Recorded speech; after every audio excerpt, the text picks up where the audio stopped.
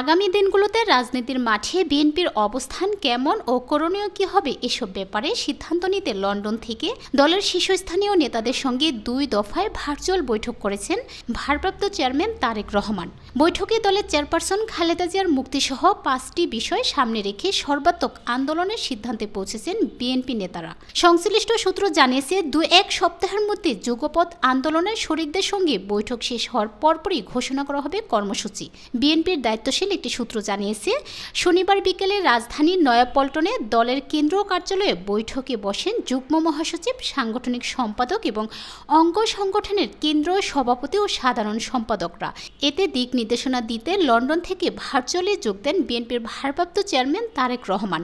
দলের মহাসচিব মির্জা ফখরুল ইসলাম আলমগীরও ভার্চুয়ালি অংশ নেন। সূত্র জানিয়েছে, রাজধানী ঢাকাসহ সারা দেশে বিক্ষোভ সমাবেশ, পদযাত্রা, গণমিছিল, রোডমার্চ সহ বিভিন্ন ধরনের কর্মসূচি নেওয়া হবে।